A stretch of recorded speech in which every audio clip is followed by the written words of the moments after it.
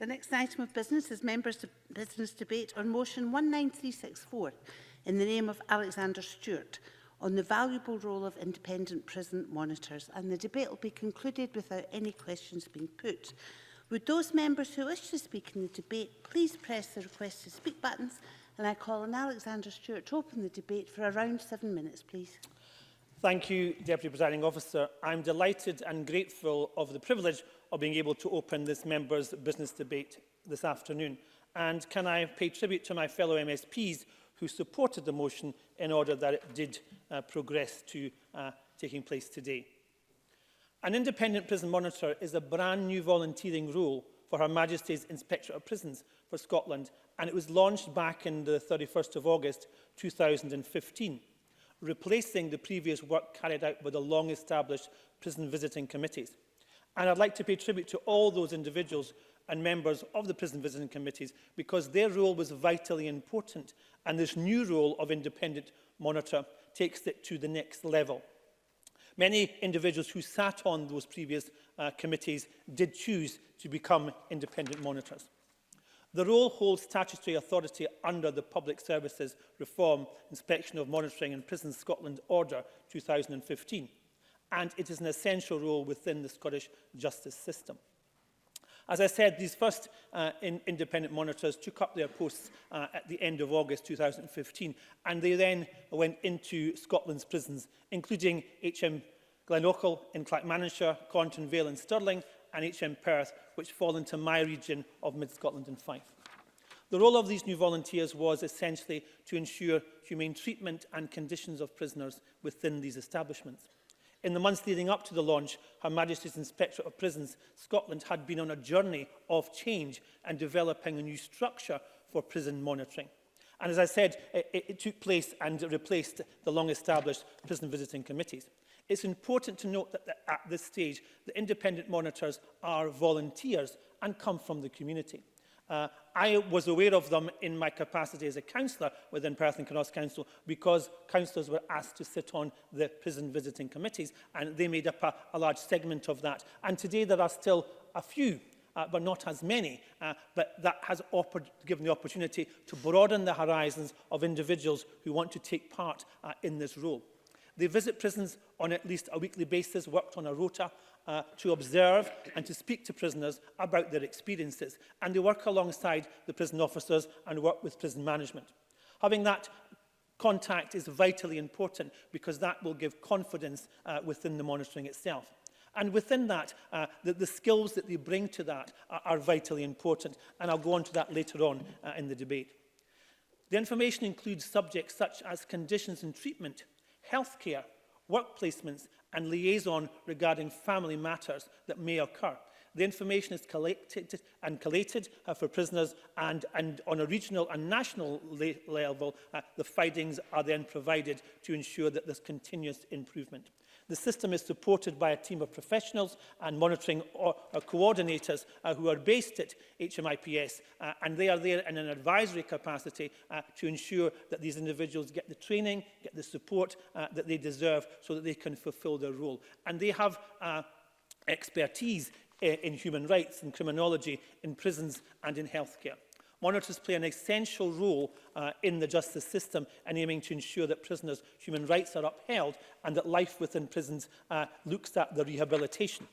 Deputy Presiding Officer, the monitors system has been brought up and has, as I say, looked at a wide range of individuals. They act as the eyes and the ears for individuals within prisons and have a connection at times with the families outside, which would ensure that there's a close contact. Now, the role, as I've said, is wide and varied. They need that training because they can deal with some very harrowing situations. They may deal with criminals who are at the petty level, or they may deal with serious, dangerous criminals at a very serious level. And they may have to visit individuals who are in segregated units within a prison for their own protection and all of that. And we know that because of the overcrowding and because of the drugs and violence problem that we have heard over a number of years within our prisons, many of them end up having to be supported medically, depending on what their dependencies are. And from time to time, there are suicides within prisons, and a monitor would be involved in that whole process to find out. They may have interviewed the prisoner a few days or a few hours before certain circumstances may happen. And they deal with individuals who make protests. There are some who go on hunger strike, and there's others who have done dirty protests. So all of that gambit has to be taken on board by these individuals who have that experience of the outside world to come in and support them in, as I say, a young offenders institution, an open prison, or a serious and maximum security prison. And I'm aware of, as I said, many individuals because of my council role, and I pay tribute to all of those who took part. My own sister, Heather, became a prison visiting individual on the committee back in 1999, and she has continued in that role. So I'm aware of what the commitment she's put in to the role. The monitors provide, as I said, independent viewpoints, and they're there to ensure that if there is an investigation that needs to be made, that they are there to ensure that the results of that investigation are dealt with in a balanced and viewpoint. They observe or they monitor. In addition to the reports that they will do, they will put forward reports of findings. Each and every individual monitor has the opportunity to put that report together, and regular monitoring and inspection of prisons and other places of detention provide an important safeguard and reassurances to the public. Of course, each and every one of them is there to identify both areas of good practice and areas of bad practice. And we know that within that environment, there are a number of individuals that create and want to create a difficulty. But it's important that they have the chance to sound off and to have that independent person to come and speak to them. That's not part of the regime as they see whether a prison officer or a prison manager or a governor. They're required to make reports that are regularly contacted, and that's important. They also are there to ensure that these standards are kept, that the laws, international and professional guidelines are put in place, and the standards that are there to ensure that we can all have confidence in well-run prisons. They contain very large statements of fact about where they are. So first and foremost, they are designed to assist in the running of prisons and to encourage transparency and openness. So in conclusion, Deputy Presiding Officer, the commitment, the motivation and the enthusiasm of the ever-growing team of independent prison monitors is tangible. Over the last 4 years or so, the system has gone a long way of improving best practice on independent monitoring, thus providing human rights and making sure that Scotland's prisons are a better place. I would like to pay tribute to all who have taken up the role. Their experience, which is bringing to the role, makes a difference. They walk the life. They ensure that monitors are professional, and they're giving of their time and their talents to support the lives and individuals and make sure that rehabilitation is the matter for inmates right across Scotland. Thank you. We'll move on to the open debate. Can I have speeches of up to 4 minutes, please? Stuart Stevenson, followed by Maurice Corey. Thank you very much, Presiding Officer, and thank you to Alexander Stewart for creating the opportunity for us to debate the important subject of prisons. I previously in session 2 was my party's spokesperson on prisons, so as part of that and for the reason that I have long had a prison in my constituency, I've been into many prisons. Both here in Scotland and in Wales and in France and in Georgia in the Caucasus. And different jurisdictions have different approaches to incarceration and what they do with their prisoners. But they all cover the same difficult part of our community. People who have got themselves into trouble by deliberate action, sometimes by inadvertent action. People who are in prison are likely to have lower IQs than the population as a whole. There's a greater incidence of mental ill health in prisons, and a much higher proportion of prisoners are functionally illiterate and innumerate. So there are substantial problems with the people who end up in prisons that are not necessarily so pervasive in the general population as a whole. I have interviewed and sat and listened to prisoners in a number of our prisons, and it's always very revealing when you do that. The very first thing you learn is that most of the people in prison are remarkably similar to people who are outside prison. They're not thinking criminal acts 24 hours a day. They're not planning to be in prisons.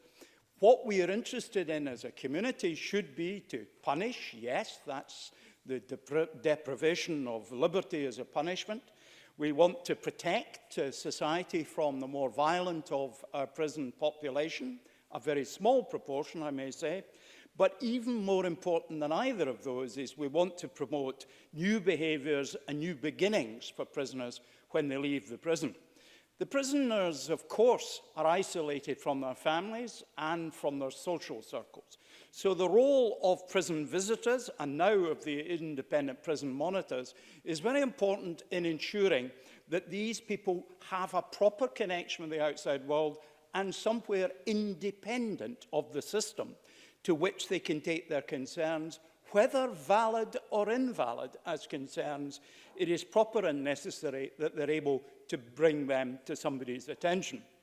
I, for example, sat in a cell at Saughton with, I think it was 6, it may have been 8 murderers that were there on life sentences. The prison chaplain was at the door in case I was at risk, who could shout to the staff if necessary. But I had a private conversation with them, and one of them was quite interesting. One of them had been out on licence, and he had been at the scene of another murder. He wasn't creating the murder, but he wondered why he was recalled to prison. And I think it's interesting that there's a disjoint often between the thinking of people in prisons and the criminal justice system and the thinking we would like them to have. The independent prison monitors play an important part in helping people understand what behaviours outside prison will look like, keeping people in touch, particularly with long sentences, in the changes that are happening. In my constituency, I had Peterhead Prison, which was Scotland's centre for sex offenders of sentences over 4 years. There were people who'd been in there for well over 10 years, sometimes over 20 years. They were totally disconnected from the world outside and had few visitors because, of course, many of the offences were committed against members of their own family. So let me congratulate everyone who takes up the role of an independent prison monitor. They have my thanks, and I suspect the thanks of everyone here. They are a vital part of a system that means that prisoners come out of prison a wee bit better than they went in. I hope they have every success in future. Presiding Officer. Call Maurice Corrie to be followed by James Kelly. Thank you, Deputy Presiding Officer. I too would like to thank my colleague Alexander Stewart for securing this member's business today. Scotland's independent prison monitors, or IPMs for short, certainly deserve our appreciation and recognition today. Introduced and developed under the Public Services Reform Order of 2015, as referred to already, IPMs undertake the task of visiting our prisons, 15 in all in Scotland, to ensure that the human rights of prisoners are met and that their treatment favours a path towards rehabilitation. The IPM team is made up of volunteers from local communities. And these people come from diverse backgrounds, taking with them a range of experience outside a one-set mould. And for instance, the current team has an expertise in advocacy, educational management, criminal system reviews, detention monitoring, and social work, to name but a few. Each prison in Scotland is visited by one of these monitors at least once a week, and with this regular contact, these volunteers have a duty to observe prison life, noting how prisoners are treated and what their living conditions are like. And moreover, monitors investigate any issues which prisoners raise with them, and this pathway is designed to be accessible. Prisoners can contact their monitors in person during a visit by making use of the IPM free phone or using a request box in prison. Scotland's incarceration rate is one of the highest in Europe, and therefore the role of the independent prison monitor is absolutely vital. And through their findings and reports, we can understand the nuance and complex issues prisoners may experience that can often be hidden from view. And not only this, but their work can reflect the wider systemic problems of our prisons and that need to be addressed, and such as staffing pressures related to the rising prison population. This, in turn, helps to pinpoint patterns in our prison system on both a regional and national level. And at the heart of this voluntary role is a human rights-centred approach, and every individual deserves to have their human rights protected, and of course this does not change with prisoners.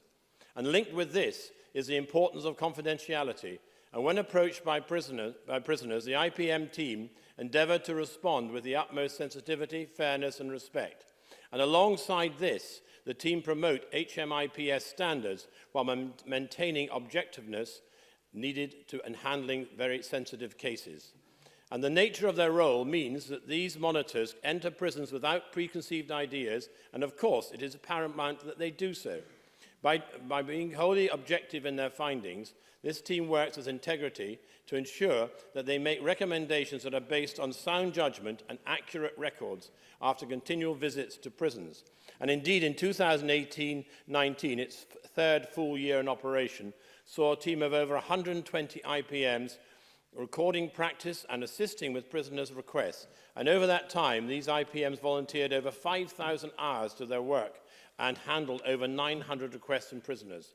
The majority of these requests were related to medical questions and issues of the prison regime. And in my own area of West Scotland, HMP Barlinnie has had 65 IPM visits with 100 prisoners' requests. And this speaks of the clear necessity of this role in drawing well-funded conclusions as part of our justice system in Scotland. And the work of the independent monitoring teams could not be achieved without the cooperation of the governors and staff in each prison across Scotland. I'm grateful for that. And the observations made by these IPMs will certainly be more restricted in scope and therefore less wide-ranging in their recommendations, and these, if transparent and collaborative efforts were not in place. It is certainly encouraging to see that they are. And to conclude, Deputy Presiding Officer, Scotland's independent prisons monitors make such a much-needed contribution to the improvement of our prisons, and their work, founded on diverse experience and sound observational judgment, deserves our ongoing support. Thank you. James Kelly, followed by John Finney. Thank you very much, Deputy Presiding Officer. I first of all want to congratulate Alexander Stewart in securing this members' debate this afternoon on the important issue of independent prison monitors. As Alexander Stewart pointed out in his contribution, I think the important thing to first of all recognise is that the prison monitors are volunteers, so people are giving up their own time to come in to the prisons, to liaise with the prisoners, to assess the conditions and to carry out this important work, and they do it on a voluntary basis. And I think it's excellent that Parliament is able to congratulate and recognise that work. It is absolutely crucial work in prisons, and I think some of the recent issues that we've seen highlighted around prisons in Scotland underline that fact. Recently, the Justice Committee visited Barlinnie, a prison that is due for renewal not until at least 2024. And I think it's fair to say the committee were quite taken aback by the stark conditions within the prison. And you know, that has been underlined by recent reports from Her Majesty's Inspector of Prisons and also the Council of Europe Anti-Torture Committee report, which underlines some of the issues and challenges where we have, you know, serious overcrowding in Scottish prisons. In Barlinnie alone, the prison is more than 50% over capacity, and many of the prisoners are sharing cells which were only designed for single occupancy. I've raised these issues in Parliament previously, and I know the government have underlined their concerns about them. But I mention that to give the context in which the independent prison monitors carry out their work. And therefore it is absolutely crucial that building on the previous excellent work of visiting committees, we've got these groups of individuals who go into our prisons throughout Scotland and, you know, can speak to prisoners, can make an assessment that can be fed back to prison governors, and can also speak to families outside.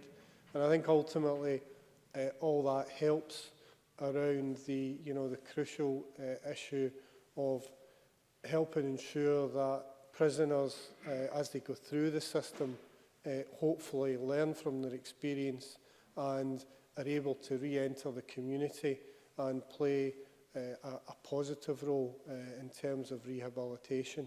And that in the end will also reduce reoffending rates, which will take the strain off the prison population and lead to a more settled community in the outside world. One of the issues that Maurice Corrie recognised, which I want to emphasise, is the importance of healthcare in prisons. From my experience in dealing with some constituency cases, it is clear that it's absolutely critical that in some of the conditions that prisoners are having to inhabit in our prisons, that healthcare can become a major challenge for them. And I think it's appropriate that we ensure that prisoners have adequate support, not only when they're in prison, but as they enter the final stages of their prison sentence and are looking to re-enter the community, that they do so in a safe and a return to their families in a healthy manner. I think that is absolutely crucial. So in summing up, Deputy Presiding Officer, thank Alexander Stewart again for bringing forward this debate, recognise and congratulate the role of independent prison monitors and the contribution they make towards dealing with the very serious issues we have in the Scottish prison system.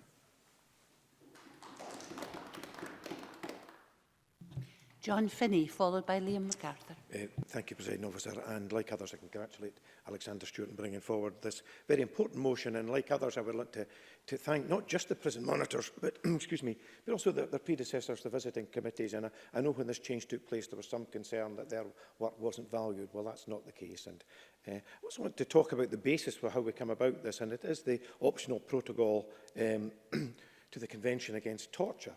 It's an option that the UK chose to take up in 2003, and where it differed from other aspects of the human rights system, UN human rights system, was the emphasis on prevention rather than reaction, which is we've heard examples of here. And it's that proactivity, and one of the obligations placed on a state who ratified that treaty was, indeed the main obligation, was the setting up of an independent national preventative mechanism, excuse me, to undertake regular visits to places of detention and formulate recommendations to the authorities. Excuse me. And it goes on to talk about providing a constructive climate, and I think that's what we do have in Scotland's prisons. We have too many people in Scotland's prisons. I know that's not what the debate's about, and what we need to have is robust community alternatives and ensure that the people who are in prisons deserve to be in prisons. So I also, and the prison monitors work to the inspectors of prisons, so I'd like to also take the opportunity to thank Mr David Strang, who's no longer in position but who was in post, and Ms Wendy Sinclair-Gibbon, who's the present inspector of Constabulary, and also to Mr Colin McConnell and all the staff at in the Scottish Police Scottish Prison Service. Now, my colleague James Kelly, I'm also a member of the Justice Committee, talked about that visit there, and it was quite illuminating. Many of us have been in prisons on many occasions. Thank you very much indeed, John. But what I thought I'd take the opportunity to do in the very limited time there is to look at the two most recent examples of my local prison, Inverness Prison, and it's a very helpful format for a good briefing paper for a parliamentarian. And some of the issues that they looked at the issue of decency. And I think we would understand if we're taking a rights-based approach to our penal system that would be absolutely fundamental. And they talked about the staff and prisoners in the kitchen having a good, positive working relationship, and we know how fundamental that is to good order in the prison, that is the place. James Kelly talked about healthcare. I thought it was very interesting, the reference to healthcare in their April to June report, where they talked about the speaking with prisoners and staff regarding the provision of healthcare services. No issues of concern were made. You would imagine that's the end of it. They then go on to say steps are taken by staff to ensure prisoners suspected of having taken illegal substances are safe. And I like that emphasis on the well-being of the prisoner. Yes, there's an enforcement role to look there, and we know that illegal substances are a real challenge, and it's good. Yes, indeed. Neil Finlay. Having spoken to a number of prison staff over the last while, absolutely their priority is ensuring that prisoners are safe. But there's a huge issue around the safety, the health and safety of prison staff who are going into cells where they do not know what the prisoner may have taken, and the health and safety of those people and the impact on them, some of them, has been pretty devastating. John Finney. Thank you. I would absolutely agree with Mr Finlay on that point. It's not a point that's confined to our prison service. It's a point that's affected by police officers in the community, people working in the community, and indeed in our hospital services. And that's why robust procedures to prevent import of substances is very important. They talk about the fabric of the prison in their subsequent report. They talk about a situation where there was a lockdown, but the efforts made by the prison staff to ensure that prisoners got proper opportunity to access fresh air. And I thought very helpfully they talked about, on the category of respect, autonomy and protection against mistreatment, the monitors observe staff providing guidance to prisoners on how to make use of the Scottish Prison Service complaint system. I think that's very important. And finally, if I can just talk about something that we encountered in the Barlinnie prison, Mr Kelly and myself there, and that was the growing prevalence of people with additional needs in prisons and the inability of the estate to cope with that. So I thank Mr Stewart for bringing this. I think it's a very positive thing that we have independent volunteers playing this role that they do, and I'll leave it there. Thank you very much. The last of the open debate contributions is from Liam MacArthur. Thanks very much, Deputy Presiding Officer. Can I also echo the thanks to Alexander Stewart for securing this important debate and for the way in which he set the scene. I think it's entirely appropriate that we put on record our collective gratitude to all those who've acted as independent prison monitors since their establishment in 2015. And of course, I think, as John Finney was alluding to, moving away from the previous system of prison visiting committees was not without its challenges or indeed its critics. I well recall at the time my colleague Alison McInnes and others were voicing concerns, questions about how the expertise might be retained, how routine and comprehensive the oversight would be. But I think nevertheless, as Alexander Stewart has explained very well, the current system has succeeded in allaying those fears and proving its worth over the last 4 years. As the motion rightly observes, the 120 or so IPMs are drawn from a wide variety of backgrounds. That's its great strength. They act as the eyes and ears of prisoners and their families, responding to issues raised by prisoners or from observations made during the course of prison visits and reporting formally on their findings to the inspector. Since 2015, monitors have volunteered, and this I think an important point made by James Kelly, volunteered over 5,000 hours of their time monitoring Scotland's prisons on 917 occasions and dealing with more than 900 requests from prisoners. The purpose, of course, is to ensure that prisoners' human rights are upheld and that life in prison contributes to rehabilitation. As we're all aware, though, Deputy Presiding Officer, this is a role that has been made increasingly difficult as a result of the spiralling prison population and the levels of overcrowding we now see across Scotland's prison estate. And I think it's very pertinent to this debate. We lock up a higher proportion of our population than any other country in Europe, with the exception of Turkey and Russia.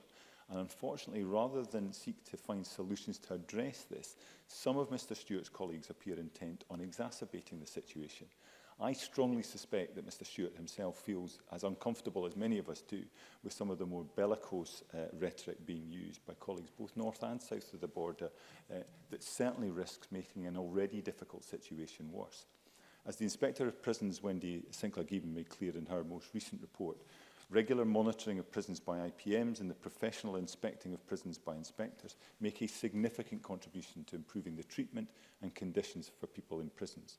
She went on to observe, however, that overcrowding is making it more and more difficult to do effective rehabilitation work with prisoners and contributing to rising rates of violence. 2/3 of our prisons are now at or over capacity. Double bunking is increasingly the norm, as James Kelly and John Finney observed in Barlinnie. I think it affects up to or over 90% of prisoners. In response, Scottish Prison Service has had to suspend the through care support in order to redeploy staff to other roles. That is an unhealthy and unsustainable position. It puts prisoners and prisoner staff at greater risk. Assaults in prisons last year increased from 2,500 to just over 3,500. The number of serious prisoner-on-prisoner assaults has doubled in the last 5 years, increasing from 94 to 135 in the past year alone.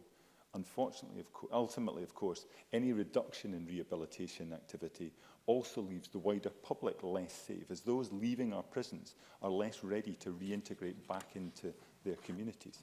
Similar concerns have been raised by the Council of Europe's Committee on the Prevention of Torture, who recently shone a light on a range of issues, from the treatment of remand prisoners through to the incarceration and isolation of women, many with serious mental health issues. So, the work of independent prison monitors has never felt more important or necessary. At the same time, the Government and indeed this Parliament need to take bold steps, urgent steps, to address the concerns that the IPMs and others are raising, and dealing with the root causes that give rise to those concerns. In the meantime, though, can I thank Alexander Stewart again for allowing Parliament to have this debate, and again thank all those involved with the IPMs and their predecessor Prisoner Visiting Committee. Thank you.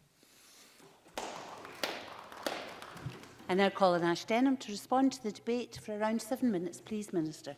Thank you, Presiding Officer, and I'd also like to add my comments as well to Alexander Stewart and congratulate him on securing this very important debate for us all this afternoon. I thought he gave a very detailed and informative speech for his contribution.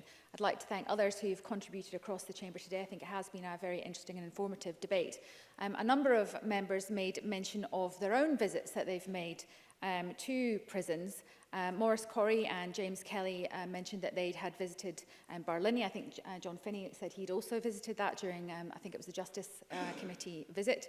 And Stuart Stevenson said that he'd also visited Saughton, which is a prison that I visited myself. A number of speakers made mention of prison numbers as well, and I just wanted to address that quickly. So the Scottish Government is, of course, taking a range of actions in order to address this. I won't go over all of them, but I just highlight a couple of steps that we're taking. So we've extended the presumption against short sentences from 3 to 12 months, and we do expect that to have some impact. And we are also investing 1.65 million over 3 years to increase access to supervised bail as an alternative to remand. So I think we are looking at a number of different strategies. It's not one thing that's going to solve this issue, but we are taking a number of steps which we think, as a cumulative effect, will start to have an impact over the sort of short to medium term. So the Scottish Government is committed to ensuring that Scotland is a modern and inclusive nation which protects, respects and realises internationally recognised human rights. People in prison are hidden from society, some lack basic life skills, some have committed crimes that may leave them isolated, many struggle with addictions, and many have issues with things like self-esteem as well. In recent times, the population within our prisons has changed, and we now see an increasing number of older people coming into custody, and some of whom have very complex social care needs. So in order to ensure that individuals who are removed from society and placed in conditions of detention do not face any risk of ill treatment, it's vital that we have a robust and independent system in place for monitoring the conditions in which individuals are held and how they are treated. And Scotland has a long tradition of monitoring how prisoners are looked after. And for the best part of a century, this was done through the work of prison visiting committees, which a number of members raised in their contributions. But in time, that system became outdated, and it wasn't capable of providing the level of scrutiny needed of a modern prison service. For example, whilst prison visiting committees focused on the well-being of prisoners, something that John Finney raised in his contribution, there was no overarching structure that looked at things like training and support, for instance. So in 2011, the Scottish Government announced its intention to create a new system of independent monitoring for prisons in Scotland. And following extensive consultation, in January 2015, the Scottish Parliament approved the Public Services Reform, Inspection and Monitoring of Prisons Scotland Order. And this laid out the statutory arrangements for the system of independent prison monitoring that we have today. And the new system, as well as being compliant with the optional protocol to the Convention Against Torture and Other Cruel, Inhuman or Degrading Treatment or Punishment, known as OPCAT, brought in a range of other features. So firstly, it brought in an independent prison monitoring under the auspices of HM Chief Inspector of Prisons for Scotland, which provided an important strategic oversight for the first time. Secondly, it enabled the results of monitoring to be captured at a national level so that cross-system issues could be identified, supporting an ethos of continuous improvement. And also the establishment of prison monitoring coordinators, or PMCs, ensures that independent prison monitors receive appropriate support and training to perform their duties effectively, which I think is something that Alexander Stewart mentioned during his speech. And finally, the Prison Monitoring Advisory Group is responsible for keeping the effectiveness of monitoring under review and the guidance and training arrangements up to date. During 2015, the Scottish Government and the HM Chief Inspector for Prisons in Scotland co-chaired a steering group that oversaw the implementation of the new arrangements and developed detailed guidance for monitors. They then undertook an extensive round of recruitment, initially appointing 4 prison monitoring coordinators, who then subsequently worked to recruit and appoint more than 100 individuals to the role of IPM. So IPMs are central to the success of our current monitoring arrangements. They are volunteers, which was a point that came out strongly during the debate this afternoon. They willingly give up their time to ensure that prisoners are treated fairly, with dignity and with respect. And the monitors work together to ensure that each prison is visited at least once a week. They make announced and also unannounced visits to prisons and meet with prisoners who request their help in dealing with particular issue or issues. They also raise issues locally and record information on their findings so that wider analysis can also take place. And the structure of the new arrangements ensures that IPMs are provided with the training and support that they need to confidently undertake their role. And this includes training in human rights issues and the Inspectorate standards for inspecting and monitoring prisons in Scotland, of course. Neil Findlay. I appreciate she's heading towards the end of her time, but I wonder if she will take a moment just to address some of the issues that have been raised around the use of new psychoactive substances and other such drugs in prison and the health and safety aspects of that. Ash Denham. Yes, we are seeing some of that in prisons at the moment. Obviously, the SPS is undertaking a range of new actions in order to try to identify them before they get into prison, but I appreciate what the member's saying. I haven't got time to go into it in detail now, but if the member would like to, we could have a meeting to discuss this further, or I can write to the member with more information on that, if he would like that. Since the revised arrangements came into effect, IPMs have conducted nearly 4,000 monitoring visits and dealt with an excess of 4,300 requests from prisoners and spent over 17,000 hours in prison. And the new arrangements have contributed to a more diverse demographic of monitors, with an increased number of young people, women and individuals in employment taking up the role. And the benefits of the new monitoring arrangements are clear. So there's a single, consistent process across the country for prisoners who wish to speak to an IPM, and there's a process in place to follow up with a prisoner where they move prison, where there's still a live request. There's improved information sharing, and through the work of PMCs, we now have improved training and support for IPMs. And there's also opportunities to share best practice. And for example, there are now exchange visits with Independent Prison Monitoring Board in England. They now take place in order to share best practice, and opportunities for IPMs to visit other prisons in Scotland are now being introduced. As a result of these changes, Scotland is now being seen as a model of good practice. And for example, prison services in Turkey recently asked to visit Scotland so that they could learn about our monitoring arrangements.